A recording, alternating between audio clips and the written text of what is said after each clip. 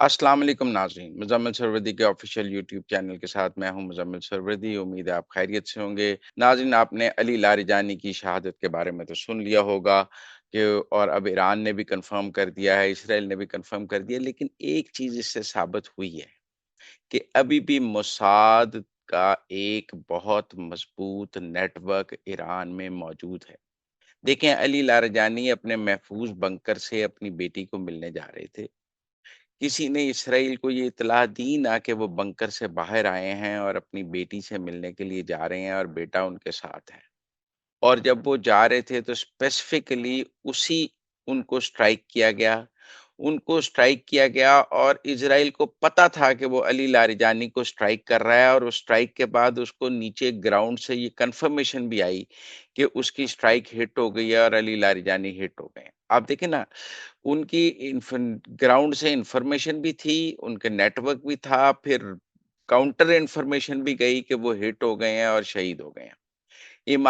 अली ख़ामनेई की दफ़ा भी यही हुआ। उन्होंने हिट किया है, फिर हिट करने के बाद उनकी शहादत की तस्वीर भी इसराइल तक पहुँच गई थी मौके से कि वो शहीद हो गए हैं, जो फिर डोनाल्ड ट्रम्प ने कहा कि मैंने तस्वीर देख ली हैं और वो शहीद हो गए हैं। उस वक़्त भी ये कहा गया कि मोसाद का नेटवर्क अल इमाम ख़ामनेई के भी बिल्कुल करीब मौजूद था।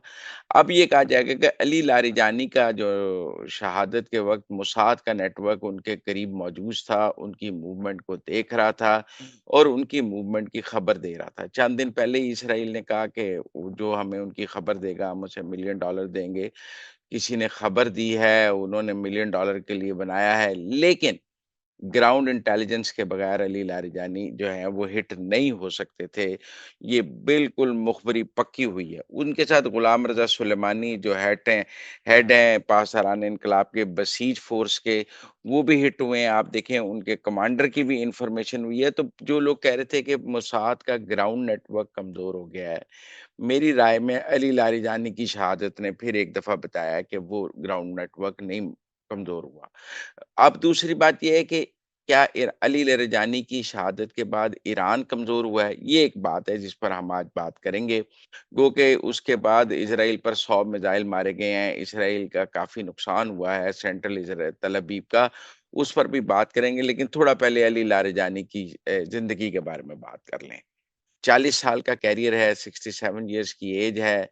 इसका मतलब 27 साल की उम्र में वो पासदारान इन्कलाब में आए और उसके बाद जो उनका पहला राइज़ हमें नज़र आता है, वो 1992 में आता है जब उन्हें कल्चरल मिनिस्टर बनाया गया, इन्फॉर्मेशन कल्चरल मिनिस्टर ए ईरान का। वो उनका पहला राइज़ जब वो किसी पब्लिक पोस्ट पे हमें नज़र आते हैं, उससे पहले वो पासदारान इन्कलाब में काम कर रहे थे। 1994 में उन्हें हेड ऑफ स्टेट ब्रॉडकास्टिंग बनाया गया, जिन्होंने जो ईरान का मीडिया है सारा स्टेट ब्रॉडकास्टिंग उसके वो हेड रहे। कहते हैं कि स्टेट नैरेटिव बिल्डिंग ये वो उन्होंने बहुत काम किया। 2005 तक वो हेड ऑफ स्टेट ब्रॉडकास्टिंग रहे। बहुत लंबा अरसा उन्होंने ईरान के स्टेट मीडिया पे कंट्रोल किया और उसके उसके हेड के तौर पे उन्होंने 1994 से 2005 तक काम किया। 2008 से 2020 तक वो इरानियन पार्लियामेंट के स्पीकर रहे, 12 साल। और फिर हमें वो 2022-23 में नेशनल सिक्योरिटी एडवाइज़र बनते हुए इमाम खामनेई की करीबी टीम में नज़र आते हैं। तो ये एक 40 साल का कैरियर है जिसमें उन्होंने इस दौरान सदारती इंतखाब में भी हिस्सा लिया, लेकिन वो जीत नहीं सके। तो एक टेक्निकल बात है कि एक 40 साल का कैरियर है। इस वक़्त वो कहा जा रहा था कि वहाँ इमाम खामनेई की शहादत के बाद सबसे इम्पोर्टेंट आदमी थे, सब कह रहे हैं। और कमान उनके पास थी क्योंकि मुज्तबा खामनेई जो हैं वो काफ़ी ज़ख्मी हो चुके हैं। लेकिन क्या अली लारिजानी की शहादत के बाद ईरान कमज़ोर हो गया है? ये अपनी जगह एक सवाल मौजूद है।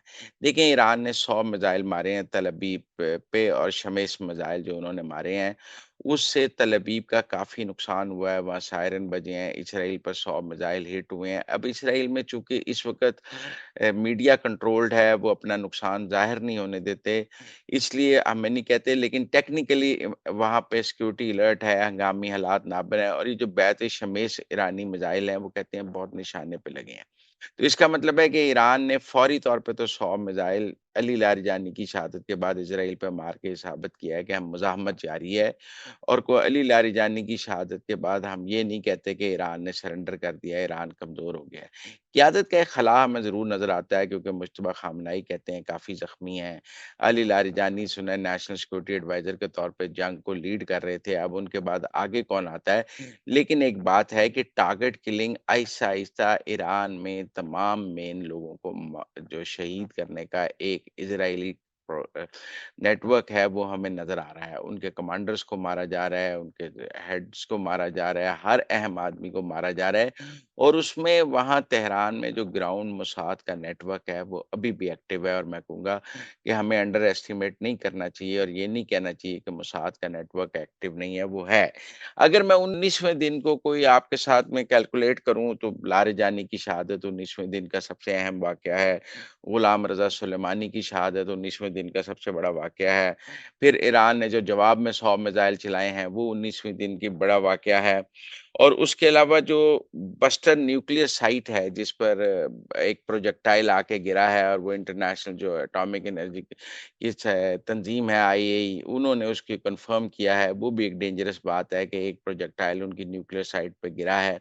وہ آپ کو پتہ ہے 440 کلو یورینیم اس وقت ایران کے پاس انرچڈ یورینیم موجود ہے، جس کو سیف رکھنا بہت ضروری ہے، تابکاری یہ وہ ریڈیشن اس کو ہٹ نہ کیا جائے، اس لیے نیوکلیئر سائٹس کو ابھی تک ہم نے ہٹ کرتے ہوئے نہیں دیکھا ہے۔ امریکہ نے اپنی تمام ایمبیسیز کو دنیا میں جو اپنی سیکیورٹی ٹائٹ کرنے کے لیے کہا ہے، یہ بھی ایک بات نظر آتی ہے۔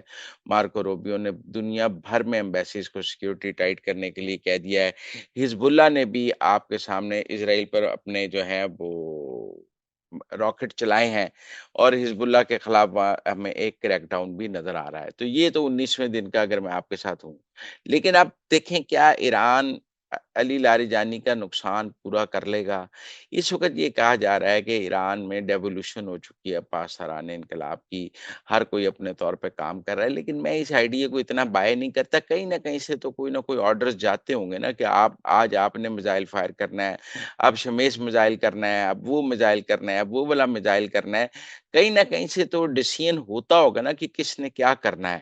اب یہ تو نہیں ہے کہ ہر کمانڈر اپنے طور پہ ہی کر کے کری جا رہے، ہمیں لڑائی کا ایک ردم نظر آ رہا ہے۔ روزانہ ایک خاص تعداد کے ڈرونز اور ایک خاص تعداد کے میزائل ہی فائر کیے جا رہے ہیں، تو یہ تعداد بھی تو کہیں ڈیسائیڈ ہوتی ہے نا، کوئی وار روم ہے جہاں پر یہ جنگی اسٹریٹجی بنتی ہے، پھر کسی کو جاتا ہے کہ آج اس طرف سے مارے جائیں گے، پھر یہ کہ کیا چیز تباہ ہو گئی ہے اس کو کیا چیز ریپلیس کرے گی، تو یہ ایک سسٹم ایران میں موجود ہے۔ جنگ کا جو نظام ہے وہ ہمیں نظر آ رہا ہے کہ جنگ کا وہ نظام اپنی جگہ موجود ہے، اور کیا علی لاریجانی کے بعد بھی وہ نظام موجود ہے؟ تو مجھے لگتا ہے کہ علی لاریجانی کے بعد بھی ابھی وہ نظام اپنی جگہ موجود ہے، وہ جو وار روم ہے وہ ابھی کام کر رہا ہے، وہاں وہ وار روم اتنا محفوظ ہے کہ ابھی تک امریکہ اور اسرائیل اس وار روم کو نشانہ نہیں بنا سکے جہاں سے وار سٹریٹجی چل رہی ہے، جہاں سے جنگ کو لڑنے کی حکمت عملی بنائی جا رہی ہے، جہاں ان کے وار سٹریٹجسٹ بیٹھے ہیں، کیونکہ بہرحال وار ایک سٹریٹجی کے تحت لڑی جا رہی ہے۔ ایران کو انیہ واہ میزائل نہیں مار رہا، اس نے پہ کتنے مارنے ہیں، بحرین پہ کتنے مارنے ہیں، کویت پہ مارنے ہیں، سعودی عرب میں کہاں مارنا ہے، ٹارگٹ سلیکشن کیا ہے، تو یہ سب کچھ کہیں ہو رہا ہے نا۔ اگر ہم یہ مان بھی لیں کہ رشیا اور چائنا مدد کر رہے ہیں، تو وہ انفارمیشن کہیں آتی ہے، وہاں سے کوئی ٹرانسمٹ ہوتا ہے، تو ایک نیٹ ورک تو ایران میں وار روم کا موجود ہے، جو کیا علی لاریجانی کی شہادت کے بعد ختم ہو گیا ہے؟ میرے خیال میں ختم نہیں ہوا، وہ ایک اتنا مربوط نیٹ ورک ہے، شاید وہ کسی شخصیت کا محتاج نہیں ہے، میرے خیال میں شاید وہ کسی شخصیت کی شہادت سے وہ وار روم ختم نہیں ہو سکتا، اور جو وار روم ہے اس میں جو لوگ لڑ رہے ہیں وہ شاید اس وار روم سے باہر بھی نہیں آتے، اور وہ وار روم میں ہی لڑائی لڑی جا رہی ہے۔ سب سے بڑا مسئلہ تو میزائل لانچرز اور ڈرونز کا ہے نا، جو امریکہ ابھی تک نہیں روک سکا ہے۔ اچھا، ایک اور ڈیولپمنٹ میں آپ سے، اب اسٹریٹ آف ہارمز چونکہ بند ہے، اور آپ کو پتہ ہے نیٹو نے اسٹریٹ آف ہارمز کھلانے سے انکار کر دیا ہے، اور نیٹو بالکل نہیں تیار کہ اسٹریٹ آف ہارمز میں امریکہ کی مدد کی جائے، تو اب نے مدد کی کا وعدہ کیا ہے کہ ہم مدد کریں گے، اور ساتھ کے پریزیڈنٹ کی Indian prime minister Narendra Modi سے بات ہوئی ہے۔ اب انڈیا اور اسرائیل کا نیکسس بھی آپ کو پتا ہے، کیا اسٹریٹ آف ہارمز کھلانے کے لیے انڈین نیوی آگے آ رہی ہے؟ ایک رائے تو یہ بنتی ہے کہ اسرائیل اور امریکہ کو خوش کرنے کے لیے اور یو اے ای کو آپ کو پتہ ہے پچھلے دنوں یو اے ای کے پریزیڈنٹ جو ہیں وہ انڈیا کے ساتھ ایک ڈیفینس پیکٹ کرنے کے لیے ایک دن کے لیے نیو دلی گئے تھے۔ گو کہ ڈیفینس پیکٹ تو نہیں ہو سکا تھا لیکن ایک letter of intent for a defence pact ضرور سائن ہوا تھا، لیکن انڈیا نے ڈیفینس پیکٹ نہیں کیا تھا۔ کیا اب انڈیا جو ہے وہ اسٹریٹ آف ہارموز کھلانے کے لیے ایکٹیولی پارٹیسپیٹ کرنے پر تیار ہو گیا ہے؟ کیونکہ یو اے ای کا یہ بیان ضرور آیا ہے کہ ہم اسٹریٹ آف ہارموز کھلانے کے لیے امریکہ کی مدد کرنے کے لیے تیار ہیں۔ اب کتنی مدد، کیسی مدد، وہ ایک الگ بات ہے، کیونکہ اس وقت دبئی پر آپ کو پتہ ہے اسٹرائکس بھی بہت زیادہ ہیں۔ دوسرے کسی عرب ملک نے یہ اعلان نہیں کیا کہ ہم اسٹریٹ آف ہارموز کھلانے کے لیے امریکہ کی مدد کرنے کے لیے تیار ہیں۔ ایسا کوئی اعلان قطر نے، کویت نے، بحرین نے، دوحہ عمان نے، کسی نے نہیں کیا، لیکن یو اے ای کا ایسا بیان جو ہے ان کے سیکورٹی ایڈوائزر کا ضرور ہمارے سامنے آیا ہے، اور یو اے ای کے پریزیڈنٹ اور پرائم منسٹر انڈیا کی گفتگو بھی ہمارے سامنے آئی ہے، جہاں پر جو اسٹریٹ آف ہارموز کے حوالے سے بات کی گئی ہے۔ تو کیا انڈیا نے، آپ کو پتہ ہے پہلے بھی ایران کے ایک جہاز کی مخبری کی تھی اور جس کو امریکہ نے نشانہ بنایا، جو انڈیا میں ایکسرسائزز کرنے گیا ہوا تھا، اور اس لڑائی سے پہلے پرائم منسٹر مودی اسرائیل کے دورے پر بھی گئے تھے، انہیں اسرائیل کا ہائیسٹ ایوارڈ بھی دیا گیا تھا، اور ہمیں ایسی خبریں انڈیا سے آئی بھی ہیں کہ وہ کہتے ہیں کہ اس لڑائی میں ہم اسرائیل کے ساتھ کھڑے ہیں۔ تو کیا اب اس لڑائی میں جب وہ اسرائیل کے ساتھ کھڑے ہیں تو کیا انڈیا اس لڑائی میں شامل ہونے جا رہا ہے؟ تو پھر خطے کی بڑی عجیب پوزیشن ہو جائے گی۔ اگر انڈیا شامل ہوگا تو کیا چائنا خاموش رہے گا، پاکستان خاموش رہے گا؟ کیونکہ سب کے اسٹریٹ آف ہارمس میں انٹرسٹ ہیں، اور کوئی نہیں چاہے گا کہ اسٹریٹ آف ہارمس میں کوئی انڈین نیوی کی بہت ہیجمنی ہو جائے اور Indian navy street of harms کو کنٹرول کرنے لگ جائے، کیونکہ چائنا، پاکستان سب کے انٹرسٹ ہیں۔ تو یہ بھی دیکھنے والی بات ہے۔ دوسرا، آج خلیجی ممالک کے وزرائے خارجہ کا اجلاس سعودی عرب میں ہو رہا ہے، جہاں پر تمام خلیجی ممالک جو ہیں، جن میں سعودی عرب، یہ جتنے ممالک پہ اس وقت ایران گلف کنٹریز پر بمباری کر رہا ہے، ان سب کے فارن منسٹرز کا اجلاس اس وقت آج سعودی عرب میں ہے۔ وہاں پر یہ فیصلہ ہونا ہے کہ کیا خلیجی ممالک اس کے آگے کیا اسٹریٹجی بنائیں۔ ابھی تک کی تو اسٹریٹجی یہ ہے کہ خلیجی ممالک میں سے کسی نے بھی ایران کو جواب نہیں دیا ہے۔ جواب میں کوئی میزائل سعودی عرب سے، قطر سے، دوحہ سے، بحرین سے، کہیں سے بھی ایران پر واپس فائر نہیں کیا گیا۔ کسی ملک کی ایئر فورس نے واپس ایران پر بمباری نہیں کی ہے، یہ امریکہ اور اسرائیل ہی کر رہے ہیں۔ لیکن خلیجی ممالک کے لیے بہرحال پرابلم ہوتی جا رہی ہے۔ ایک تو بحیرہ ہرمز بند ہونے سے ان کے تیل کی فروخت بند ہے۔ دوسرا یہ ہے کہ ان کے اوپر روز میزائل اور ڈرون مارے جا رہے ہیں، جس کی وجہ سے وہاں پرابلمز ہیں۔ لیکن کیا اس خلیجی ممالک کے اس وزرائے خارجہ کے اجلاس میں یہ بات طے ہو جائے گی کہ اب ایران کو جواب دینا ہے یا ابھی خاموشی رکھی جائے گی؟ بڑا مشکل فیصلہ ہے جو خلیجی ممالک نے کرنا ہے، کیا وہ اس جنگ میں شامل ہوں گے یا وہ اس جنگ میں شامل نہیں ہوں گے۔ ابھی تک تو شاید ایران یہ کہتا ہے کہ میں وہاں صرف امریکن اثاثوں کو نشانہ بنا رہا ہوں۔ اگر خلیجی ممالک اس جنگ میں شامل ہونے کا اعلان کر دیتے ہیں تو پھر ایران ان کے اپنے اثاثوں کو بھی نشانہ بنائے گا، فری فار آل ہو جائے گا۔ تو کیا وہ جنگ کا دائرہ بڑھانا چاہیں گے یا نہیں بڑھانا چاہیں گے، یہ ایک مشکل فیصلہ ہے۔ میری رائے میں نہیں بڑھانا چاہیں گے، وہاں صرف مذمت ہوگی، سفارتکاری کی بات ہوگی، لیکن ابھی ایکٹیولی اس جنگ میں شامل ہونے کا میرے خیال میں عرب ممالک کا کوئی فیصلہ نہیں ہے۔ وہ ابھی خاموش رہنا چاہیں گے۔ ان کے نزدیک ابھی اس میں شامل ہونے کی کوئی ضرورت نہیں ہوگی، مجھے ایسا لگتا ہے۔ میری رائے میں شاید عرب ممالک ابھی اس میں شامل، حالانکہ امریکہ اسرائیل کا دباؤ ضرور ہوگا عرب ممالک پہ کہ آپ شامل ہوں، کم از کم اسٹریٹ آف ہرمز کھلانے کے لیے تو آپ ہمارے ساتھ شامل ہوں نا، یا آپ کا تیل بکنا ہے تو آپ بھی تو اس میں آئے نا اپنا اسٹریٹ آف ہرمز کھلانے کے لیے۔ تو کیا عرب جو ہیں وہ اسٹریٹ آف ہرمز کھلانے کے لیے آگے آئیں گے؟ اگر بمباری نہ بھی کریں تو اپنے نیول وار شپس کو آگے لے کے آئیں، یا اپنی نیوی کو آگے لے کر آئیں، یا ایک سیریمونیلی بھی ساتھ کھڑے ہوں، اس میں انڈیا بھی ساتھ آ جائے، تو یہ بڑی عجیب بات ہوگی، کیونکہ پاکستان تو کسی بھی طرح اس چیز کو آگے لے کر نہیں چل سکتا۔ پاکستان تو اس لڑائی میں شامل نہیں ہو سکتا، اور وہ اپنی جگہ ایک حقیقت ہے۔ لیکن ٹیکنیکل بات یہ ہے کہ آج کا دن اس حوالے سے بھی اہم ہے کہ خلیجی ممالک کے وزرائے خارجہ کیا فیصلہ کرتے ہیں، اور دوسرا ہمیں جو انڈیا اور یو اے ای کی طرف سے انٹینشنز نظر آ رہی ہیں، تو کیا لڑائی وسیع ہونے جا رہی ہے اور بھارت اور یو اے ای اب اس لڑائی میں شامل ہونے کا فیصلہ کر رہے ہیں، چاہے اسٹریٹ آف ہرمز کی حد تک کر رہے ہیں، لیکن کیا امریکہ اور اسرائیل کے ساتھ شامل ہونے کا فیصلہ کر رہے ہیں، یہ بھی اب دیکھنے والی بات ہے۔ دوسرا، افغانستان کے حوالے سے جو افغانستان کا ڈرامہ تھا کہ وہاں پہ جو ہے وہ ہم نے ڈرگ ایڈکٹس کے ہسپتالوں پہ بمباری کی ہے، میرا خیال ہے وہ تو سارا فزل آؤٹ ہو گیا ہے۔ پاکستان نے اس جھوٹ کو بہت اچھی طرح بے نقاب کیا ہے، وہ جھوٹ مکمل طور پہ بے نقاب ہو گیا ہے اور کسی بھی طرح کی بھی کوئی انٹرنیشنل امپورٹنس یا انٹرنیشنل اٹینشن افغانستان لینے میں ناکام ہو چکا ہے۔ تو اس لیے میرا خیال ہے کہ یہ جو ان کا خیال تھا کہ ہم ایک ہسپتال اور ڈرگ ایڈکٹس کے نام پر دنیا کی ہمدردی لیں اور پاکستان کو دباؤ میں لائیں تو اور کہ وہ اپنی اسٹرائکس روک دے، میرے خیال میں وہ ناکام ہو گیا ہے۔ اور اب تو افغان فارن منسٹر نے خود کابل میں مختلف انٹرنیشنل لوگ این جی اوز اور ڈپلومیٹ سے بات کرتے ہوئے کہا ہے کہ ہم نے پاکستان سے سفارتکاری کے تمام آپشن یوز کیے ہیں لیکن کوئی آپشن کامیاب نہیں ہوا اور پاکستان کسی بھی قسم کی سفارتکاری کے لیے تیار نہیں ہے۔ اس کا مطلب ہے کہ جو بات یہ کہی جا رہی تھی کہ افغانستان نے 15 ممالک سے رابطہ کیا ہے کہ کسی طرح پاکستان کے حملوں کو رکوایا جائے، وہ 15 کے 15 ممالک نے افغانستان کو جواب دے دیا ہے۔ یہ بات اب متقی نے خود کابل میں اعلان کر دیا ہے۔ اس کا مطلب ہے اب مقابلہ تو سرجیکل اسٹرائک سے ہی ہوگا۔ کل رات بھی پاکستان نے کابل پر بمباری کی ہے۔ اس کا مطلب ہے افغان عوام کے پاس اس کے علاوہ کوئی حل نہیں ہے۔ ایک ان کا آرٹلری فائر ہماری پاکستان کی ایک چیک پوسٹ کو لگا ہے جس میں پاکستان کے فوجی زخمی ہوئے ہیں اور شہید بھی ہوئے ہیں اور انہوں نے آرٹلری کا فائر پاکستان کی ایک چیک پوسٹ پہ کیا ہے۔ میرا خیال ہے کہ جتنی جو چیک پوسٹ بچ بھی گئی ہیں بارڈر کے ارد گرد اب ان کو بھی ختم کرنے کا وقت آ گیا ہے۔ پاکستان کو افغانستان کے بارڈر کے دوسری طرف جتنی چیک پوسٹ ہیں ان کی آرٹلری پوزیشنز ہیں وہ سب ختم کرنی ہوں گی اگر ہم نے اس جنگ کو جیتنا ہے۔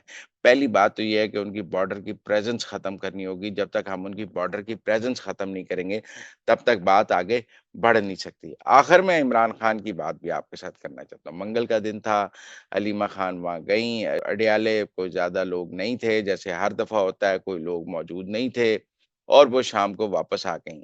لیکن اب کوئی منگل والے واقعے کو کور نہیں کرتا۔ میں نے پہلے بھی ایک ویلاگ میں کہا کہ وار اتنی سینٹرڈ ہے کہ ہر لوگ جنگ کے بارے میں سننا چاہتے ہیں کہ اب لوگ عمران خان کے بارے میں سننا ہی نہیں چاہتے، لہذا ان کے جو اپنے یوٹیوبرز ہیں وہ بھی عمران خان کے بارے میں کوئی خاص بات نہیں کرتے۔ ایک اہم بات ہے، بشرا بی بی کی جو ملاقاتیں شروع ہوئی تھیں ان کی فیملی سے وہ بھی ختم ہو گئی ہیں۔ تیسرا ہفتہ ہے کہ بشرا بی بی کی فیملی کو بھی بشرا بی بی سے نہیں ملنے دیا جا رہا۔ میرے خیال میں وہ ملاقاتیں بیرسٹر سیف نے شروع کرائی تھیں، یہ کہہ کر کے وہ غیر سیاسی ہوں گی، وہ باہر آ کر کوئی بات نہیں کریں گے، لیکن ان کی فیملی سے نے علیمہ خان سے بات چیت کی اور پھر آگے علیمہ خان نے بات چیت کی اور ان ملاقات کی خبر نکلی کہ جی وہ یہ بشرا بی بی کی فیملی ملی ہے اور اس نے یہ بات کی ہے، جس کے بعد میرا خیال ہے بشرا بی بی کی فیملی کی ملاقاتیں بھی بند ہو گئی ہیں اور بشرا بی بی کی فیملی کو بھی اب نہیں ملاقات کرنے دی جا رہی۔ تو اس لیے میں یہ سمجھتا ہوں کہ ٹیکنیکل بات یہ ہے کہ حکومت ابھی تک جو لوگ کہہ رہے ہیں نا کہ جی کوئی بات ہو رہی ہے، کوئی آخری آفر دے دیا ہے، وہ ملاقات کرانے کو تیار نہیں ہے۔ آپ کہتے ہیں آفر دے دیا، آفروں میں ہو رہی ہو تو پھر ملاقاتیں تو کھل ہی جاتی ہیں۔ علیمہ خان نے ایک بات اور کلیریفائی کی ہے۔ انہوں نے کہا ہے کہ میری کے پی ہاؤس میں سہیل افریدی کے ساتھ مل کر کسی فوجی یا اسٹیبلشمنٹ کے نمائندے سے ملاقات نہیں ہوئی۔